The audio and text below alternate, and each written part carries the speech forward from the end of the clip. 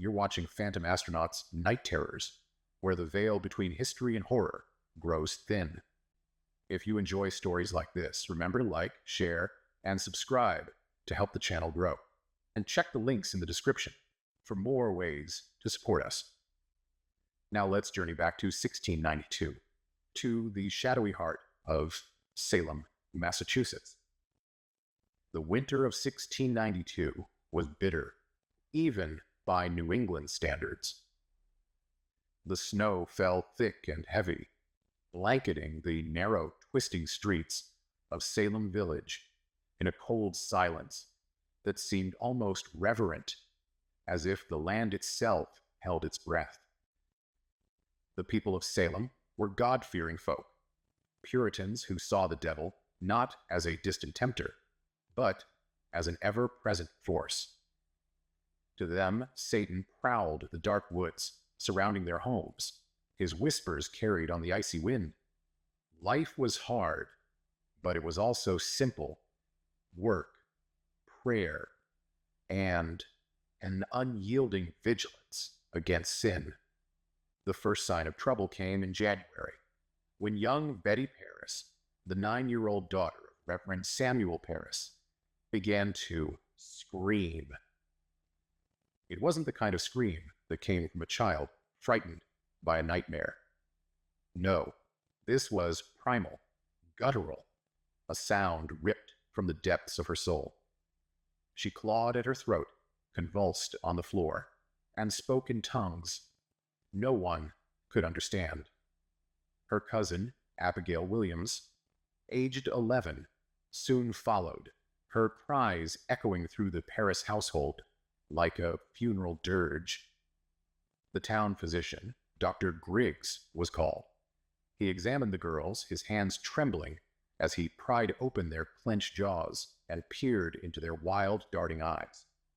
He found no fever, no physical ailment, only madness. His verdict, whispered as though the word itself carried power, was this: bewitched. The air in Salem Village grew heavy, thick with suspicion and dread.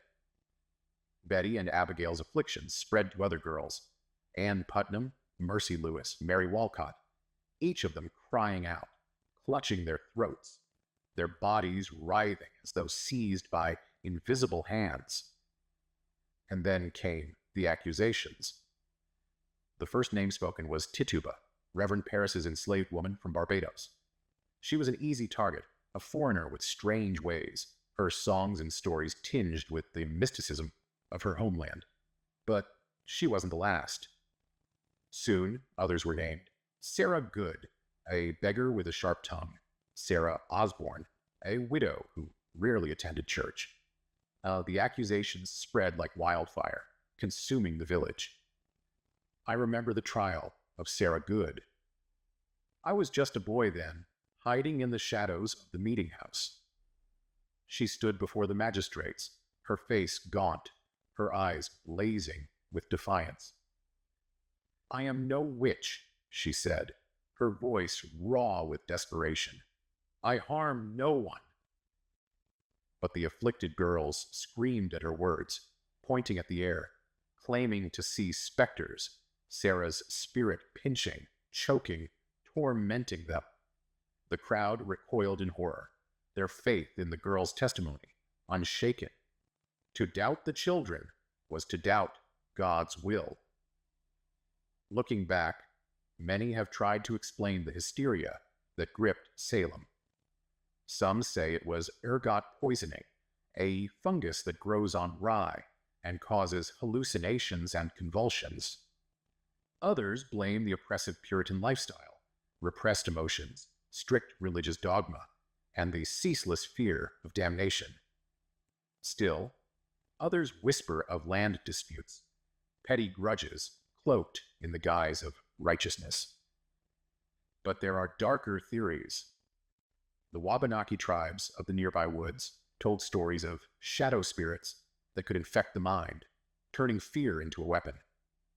They spoke of Aziban, a trickster spirit that thrived on chaos and despair, weaving illusions so real they could drive entire communities to madness. Was Salem merely fertile ground for such a force? The people believed it. When you live every day in the shadow of God, the devil feels closer, more tangible, his whispers louder in the silence of a long winter.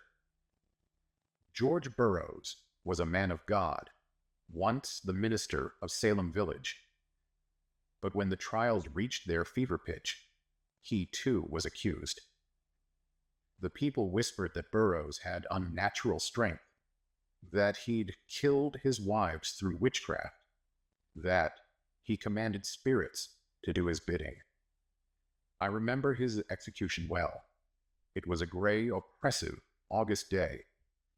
The gallows stood like a skeletal finger against the sky, and Burroughs, his hands bound, stood tall before the crowd. He recited the Lord's Prayer flawlessly, a feat supposedly impossible for a witch. But it didn't matter. Fear had outpaced reason. As the noose tightened around his neck, I swear I saw something. A shadow moved across the ground, unnatural in its speed and shape, darting toward the woods as if fleeing the scene. Others saw it too. I saw their faces pale, their eyes darting, but no one dared speak of it. When Burroughs' body hung limp, the wind picked up, carrying with it the faint sound of laughter, a high, keening sound that made my skin crawl. Giles Corey was a stubborn man, a farmer who refused to plead guilty or innocent when accused. The law decreed that such defiance warranted peine forte et dure, a punishment of crushing by heavy stones. I can still hear his voice. More weight, he said again and again, his ribs cracking under the pressure, his eyes unyielding as the stones piled higher. When he finally died, the ground seemed to shudder beneath us. They say Corey cursed the town with his dying breath, condemning Salem to eternal misfortune. And perhaps he did. Within a year, the hysteria subsided, the trials ended, and the village was left with blood on its hands and ghosts in its shadows. The Salem Witch Trials ended, but the scars never healed. Some say you can still hear the cries of the accused in the woods at night, their voices carried on the wind. Others claim to see shadowy figures darting between the trees, their presence heavy with sorrow and rage. And then there's Gallows Hill, where the condemned were hanged. Visitors speak of cold spots, of unseen hands brushing against their skin. One man claimed he heard a voice whisper, "Innocent," just as he stepped onto the hill. The Puritans sought to root out the devil, but they only found themselves. Fear, jealousy, and the hunger for power consumed them, leaving Salem Village haunted, not by witches, but by the darkness within. Thank you for joining me on this chilling journey into the Salem Witch Trials. If tonight's episode of Phantom Astronaut's Night Terrors kept you up, remember to like, share, and subscribe to help the channel grow. Don't forget to check the links in the description for more ways to support us. This has been Phantom Astronaut's Nocturnal Tales. I'll see you out there